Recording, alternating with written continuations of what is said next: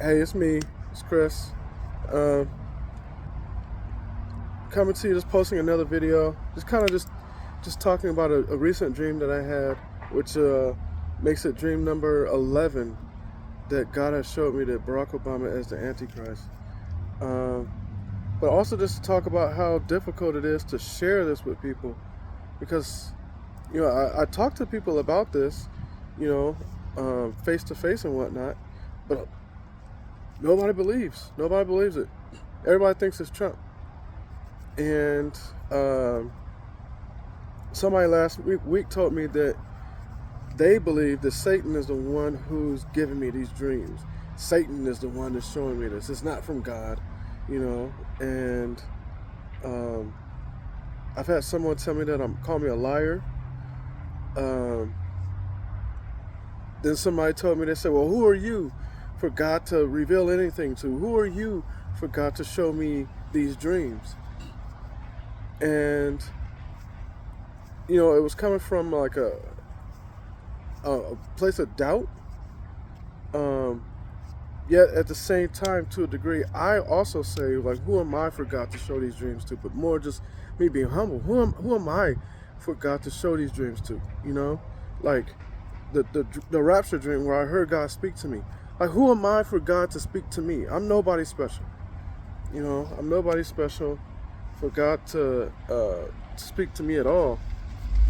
But the fact of the matter is that it's true. He did speak to me clearly in a dream, and he showed me who the Antichrist is. So in this last dream, it was a short dream. It wasn't long, um, but I was at work in my barbershop. I'm cutting hair, and the person that I'm cutting in my chair is Barack Obama. I'm cutting his hair, and as I'm cutting his hair, um, I um, we're just having a regular conversation with him, like I do with a lot of my customers. But as I'm talking to him, I just got irritated. Like, I didn't want to talk anymore. I didn't want to just be shooting the breeze, having these little random conversations with him.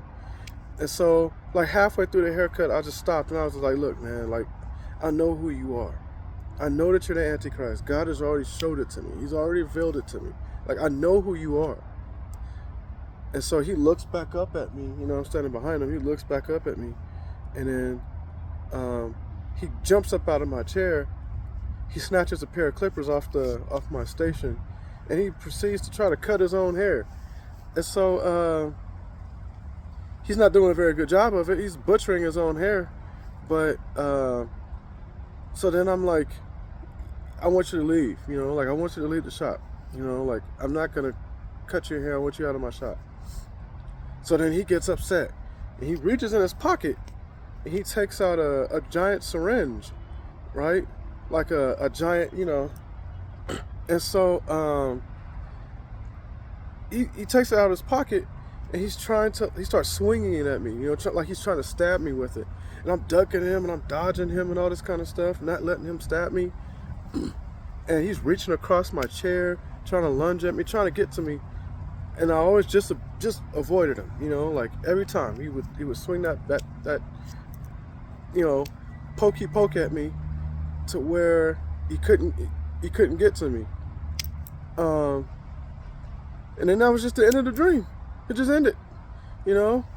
And it was crazy because that night when I went to sleep, normally when I go to bed, it takes me like 5-10 minutes or so. I might just lay there for a little bit, and then I fall asleep. But that night, I laid my head on that pillow. I fell asleep within 30 seconds. It was like an instant sleep. Like, it was like God put me to sleep, you know. And I went instantly into that dream, like instantly straight into that dream. And then I woke up and I was just like, wow, number 11. So the other day, I just simply asked the Lord, I said, well, what is it that you want me to do? Like, what do you want me to do? You know? And I was eating some pho, some ramen and stuff. And I went to drink some of the broth. And when I went to drink the broth, I just happened to look down at the spoon, and it was like all these seasonings and different stuff in there. But there was some seasoning that they put in there, and I looked down at it, and in the spoon, it had a number 11. Just randomly, it had a number 11. And I was like, oh, that's the answer right there. You know, God wants me to share all 11 of these dreams. I've showed the majority of them, but not all of them. So, um, and then an alarm went off. Uh, it was at night. We have an alarm set for our daughter when she goes to bed, but the alarm went off and it was at 8 o'clock.